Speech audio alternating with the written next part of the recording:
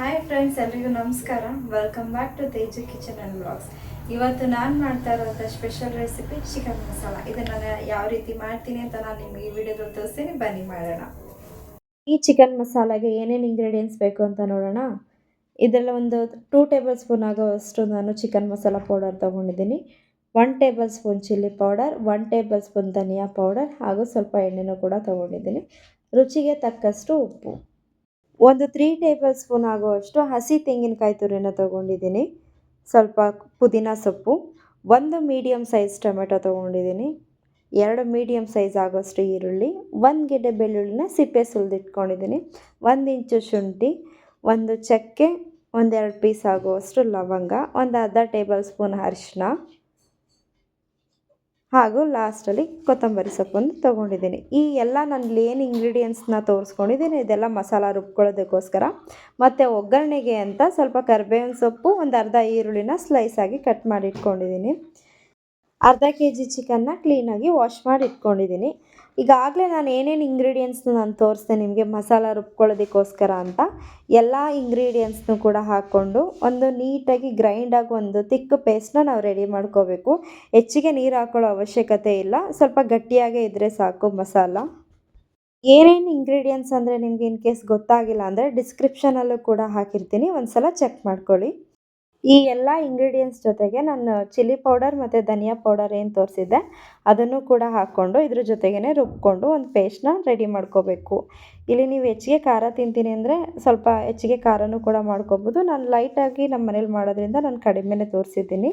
ಒಂದು ಕಡಾಯಿ ಬಿಸಿ ಆಗೋಕ್ಕೆ ಇಟ್ಕೊಂಡಿದ್ದೆ. ಅದು ಕಡಾಯಿ ಬಿಸಿ ಆದಮೇಲೆ ಇದಕ್ಕೆ ಸ್ವಲ್ಪ ಆಯಿಲ್ ಸ್ವಲ್ಪ ಹೆಚ್ಚಿಗೆ ಇರಬೇಕು, ಯಾಕಂದರೆ ಟೇಸ್ಟ್ ಚೆನ್ನಾಗಿ ಬರುತ್ತೆ ಅಂತ. ನಂತರ ಎಣ್ಣೆ ಕಾದ್ಮೇಲೆ ಸ್ವಲ್ಪ ಕರಿಬೇವಿನ ಸೊಪ್ಪು ಮತ್ತು ಈರುಳ್ಳಿ ಇದೆಲ್ಲನೂ ಕೂಡ ಹಾಕ್ಕೊಂಡು ಚೆನ್ನಾಗಿ ಫ್ರೈ ಮಾಡ್ಕೋಬೇಕು. ಇದು ಸ್ವಲ್ಪ ಫ್ರೈ ಆಗಿದ ನಂತರ ವಾಶ್ ಮಾಡಿ ಇಟ್ಕೊಂಡಿರೋಂಥ ಚಿಕನ್ ಕೂಡ ಹಾಕ್ಕೊಂಡು ಹಸಿ ಸ್ಮೆಲ್ ಹೋಗೋ ತನಕ ಇದನ್ನು ಚೆನ್ನಾಗಿ ಫ್ರೈ ಮಾಡ್ಕೋಬೇಕು. 1/4 ಟೀ ಸ್ಪೂನ್ ಆಗುವಷ್ಟು ಅರಿಶಿನ ಪುಡಿನ ಹಾಕ್ಕೊಂಡು ಚೆನ್ನಾಗಿ ಒಂದು ಮಿಕ್ಸ್ ಮಾಡ್ಕೋಬೇಕು. ನಂತರ ಸ್ವಲ್ಪ ರುಚಿಗೆ ತಕ್ಕಷ್ಟು ಉಪ್ಪು ಈ ಟೈಮಲ್ಲೇ ಹಾಕ್ಕೊಂಡ್ರೆ ಚಿಕನ್ನು ಕೂಡ ಚೆನ್ನಾಗಿ ಉಪ್ಪು ಹಿಡ್ಕೊಳ್ಳುತ್ತೆ.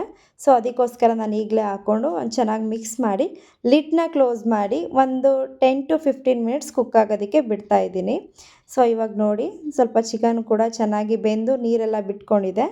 ಈ ಟೈಮಲ್ಲಿ ನೀವು ಚಿಕನ್ ಮಸಾಲ ಪೌಡರ್ ಏನು ತೋರಿಸಿದೆ ನಾನು ಆಗಲೇ 2 ಟೇಬಲ್ ಸ್ಪೂನ್ ಆಗೋಷ್ಟು ಚಿಕನ್ ಮಸಾಲ ಪೌಡರ್ ತೊಗೊಂಡಿದ್ದೀನಿ. ಅದನ್ನು ಕೂಡ ಹಾಕ್ಕೊಂಡು ಚೆನ್ನಾಗಿ ಮಿಕ್ಸ್ ಮಾಡಿ ಫ್ಲೇಮಲ್ಲೇ ಕುಕ್ ಮಾಡ್ಕೋಬೇಕು. ಇವಾಗ ನಾವು ಆಗಲೇ ಏನು ರುಬ್ಬಿಟ್ಕೊಂಡಿದ್ವಿ ಅಲ್ವಾ ಪೇಸ್ಟು, ಅದನ್ನು ಕೂಡ ನಾನು ಇವಾಗ ಇದ್ರ ಜೊತೆಗೆ ಸೇರಿಸ್ಕೊತಾ ಇದ್ದೀನಿ. ಮಸಾಲ ಎಲ್ಲ ಹಾಕಿದ ನಂತರ ಚೆನ್ನಾಗಿ ಮಿಕ್ಸ್ ಮಾಡಬೇಕು. ಮಸಾಲ ಹಾಕಿದ ತಕ್ಷಣ ನೀರು ಹಾಕಿಬಿಟ್ರೆ ಹಸಿ ಸ್ಮೆಲ್ಲೆಲ್ಲ ಹಾಗೆ ಉಳ್ಕೊಳ್ಳುತ್ತೆ. ಸೊ ಅದಕ್ಕೆ ಲೋ ಫ್ಲೇಮಲ್ಲಿ ಒಂದು ಸಲ ಚೆನ್ನಾಗಿ ಮಿಕ್ಸ್ ಮಾಡಿ ಮತ್ತು ಲಿಡ್ನ ಕ್ಲೋಸ್ ಮಾಡಿ ಇದನ್ನು ಒಂದು ಸಲ ಕುಕ್ ಆಗೋದಕ್ಕೆ ಬಿಡಬೇಕು.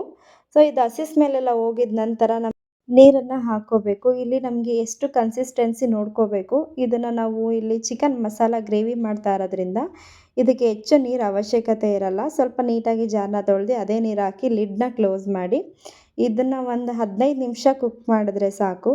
Finally chicken masala ready. ಇದಂತೂ ರೋಡ್ ಸೈಡಲ್ಲಿ ಹೋಟೆಲಲ್ಲಿ ಸಿಗುವಂಥ ಸೂಪರ್ ಆಗಿರೋಂಥ ಚಿಕನ್ ಮಸಾಲ ಮನೇಲೇ ಮಾಡ್ಕೋಬೋದು.